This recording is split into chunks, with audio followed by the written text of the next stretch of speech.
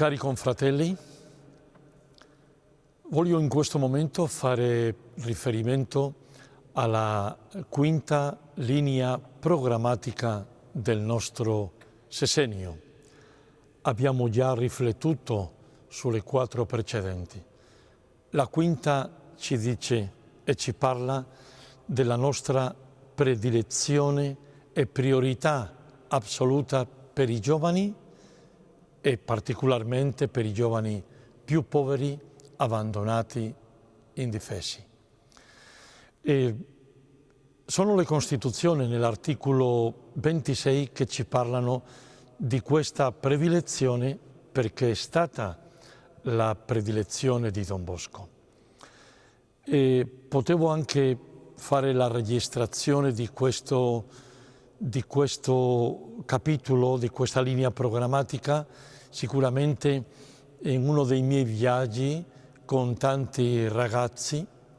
però ho fatto una piccolissima scelta. Mi trovo qui, nella bellissima chiesa di Maria Ausiliatrice a Roma, e oggi qui, da solo,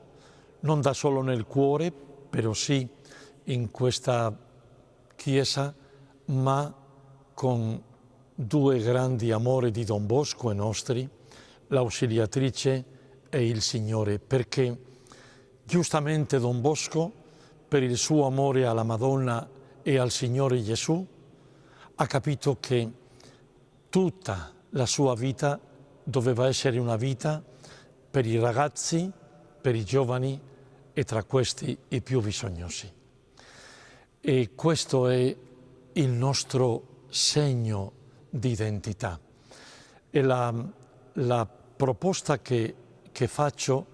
che ho titolato anche come una delibera capitolare, io so che non è così perché già questa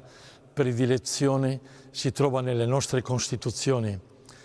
però è stato come un invito a dire per tutti noi, salesiani di Don Bosco in tutto il mondo, questa predilezione per i giovani, per i ragazzi e tra questi i più bisognosi deve essere il nostro segno di identità, deve continuare a essere sempre il nostro segno di identità. Tutte le 92 ispettorie del mondo dobbiamo guardare sempre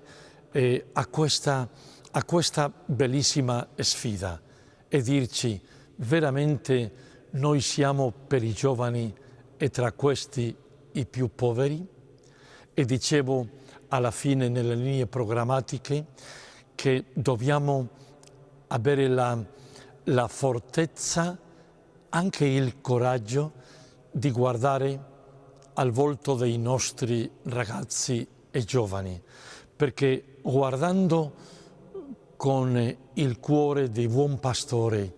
guardando con un cuore come quello di Don Bosco, noi vedremo la storia dei nostri ragazzi e giovani e sicuramente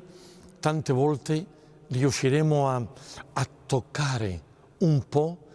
le loro storie, il suo dolore,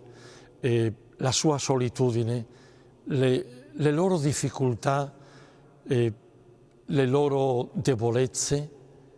e come salesiani di Don Bosco i loro dolori sono dolori per noi, perché giustamente se amiamo ai giovani non possiamo non sentire il dolore per quello che colpisce la loro vita. Perciò, miei cari confratelli, penso che ho parlato di questo in tutto il mondo, in tutte le ispettorie, in tutte le nazioni che ho visitato e continuo a dirlo. Per noi